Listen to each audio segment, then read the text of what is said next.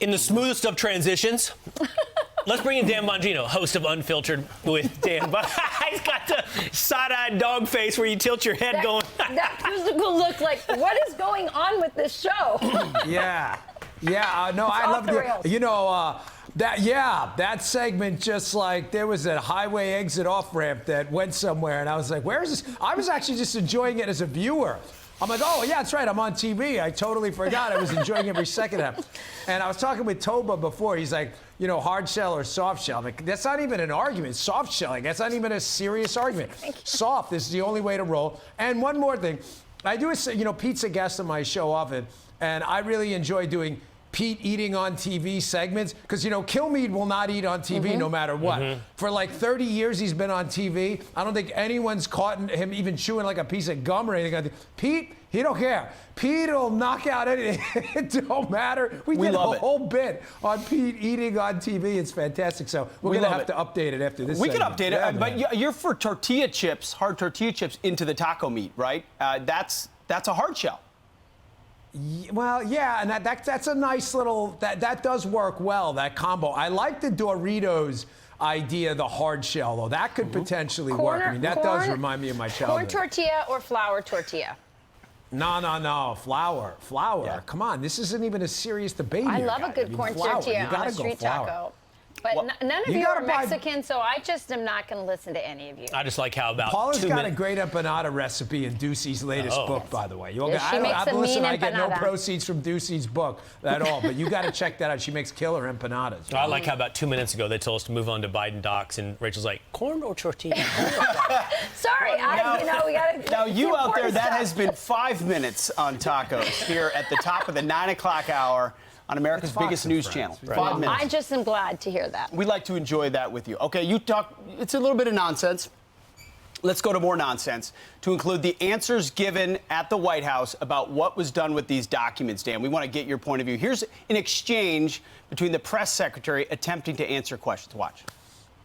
I would refer you to the Department of Justice. I'm going to refer you to the Department of Justice. I will refer you to the Department of Justice. I would refer you to the Department of Justice. We're going to refer you to the Department of Justice. I would refer you to the Department of Justice. If I would have had an opportunity to ask a question, the first one that I have on my sheet was, why is President Biden going to Wilmington today?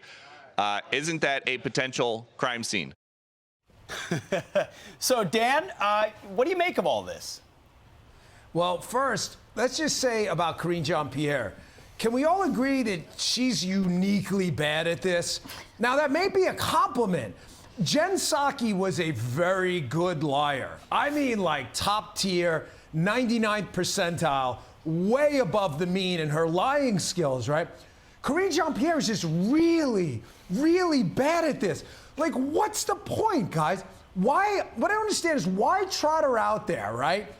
To go out there and just humiliate herself. Like, let's go. Here are your two answers. Process, referred. Process, refer you to the Department of Justice. Refer you to Justice. What's the point? Like, why not just say, I'll give you an example, right? The Trump team. They remember Stephanie Grisham. A lot of people in the audience are like, no, I don't remember that name. Yeah, that's the point. She was the press secretary. The Trump team didn't think she was very good at it, so they didn't put her out there. She gave exactly 0 press conferences. Karine Jean-Pierre goes out there, I guess, I don't know, to her bizarre credit, every day and just humiliates herself. She doesn't know anything. She has no ability to think on her feet. She has no capabilities for extemporaneous thought whatsoever.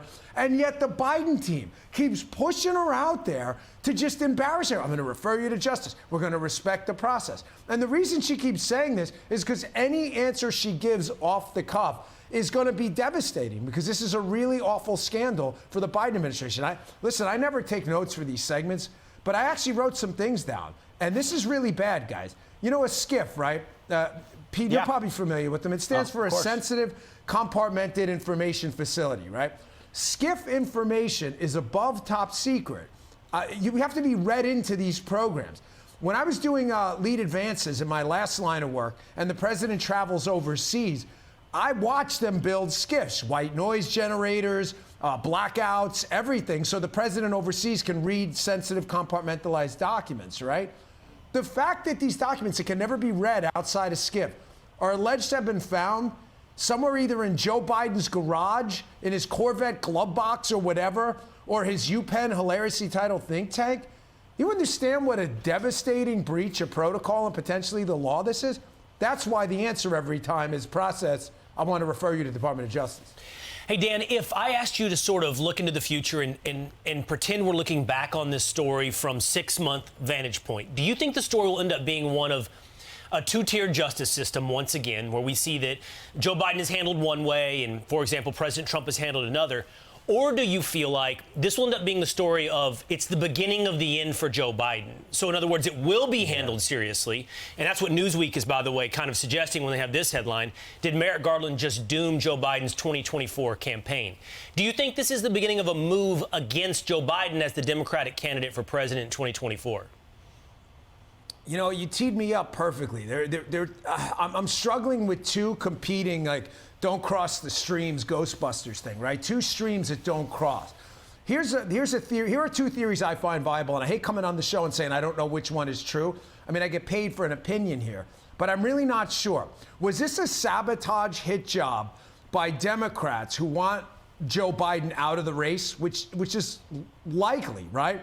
Or was this an effort to cover up mistakes Joe Biden made that may be illegal, unlawful, and illicit in an effort to make it go away? Just quickly on the first one, you don't find it a little bit suspicious that lawyers deeply connected to Barack Obama, who's got a long, ongoing feud with Biden, but they do. Don't let anybody, I worked in that White House. These two men do not really like each other. Obama always thought Biden was a buffoon, and Biden was always jealous of Obama. That's why he's doing the whole I'm the new FDR thing now. He is a cancer on the coming presidential race, Biden. There's very little chance against any competent candidate he's going to win. So you don't find it odd that people connected to Obama found these documents all of a sudden? Why didn't they burn them? Why didn't they make them go away? It's just kind of weird. But then you say to yourself, on the other hand, was this part of something bigger? Is there a bigger story here? And here, a couple of clues here. Number one, why was the leak of the second tranche of documents made to Ken Delanian? Ken Delanian from NBC has a nickname, Fusion Ken, because he was a mouthpiece for Fusion GPS and the Democrats. Nobody finds it odd that the guy who almost single-handedly promoted the pee-pee hoax for NBC got the leak about the papers? It says to me there may be something bigger, and they needed to massage the story and leak it out slowly. A couple more things, though. Notice the appointment letters, right? The appointment letters for Special Counsel Hur in the Biden case and Jack Smith in the Trump case. Special Counsel Hur in the Biden case has a very limited scope of duties, while Jack Smith in the Trump case gets to rock and roll and find out everything. My suspicions here is that they did that to isolate and silo off Joe Biden from Hunter Biden and that investigation and never cross those streams. One of those theories is true. I'm just not sure which. Something bigger is definitely going on here. A white shoe law firm lawyer, guys, does not move documents out of a think tank. That's absurd on its face. Yeah, you're absolutely right. And if the Obamas are behind it, it makes sense with Tucker Carlson's theory that this is about eventually having a Michelle Obama run for president, for the nominee for the Democrat Party.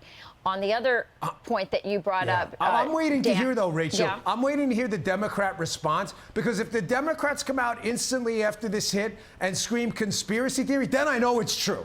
Then it's because everything we've been told is a conspiracy theory. I watched your show today. All morning, Republican conspiracy theories that have come true. The vaccine thing, right? Oh, definitely a conspiracy theory, right? You guys had a segment, the Off the Wall, which I love, is a great segment. All of these things were called conspiracy theories. So if the response to this segment is that's a crazy conspiracy theory, folks, take that check to the bank, cash it, and spend that money.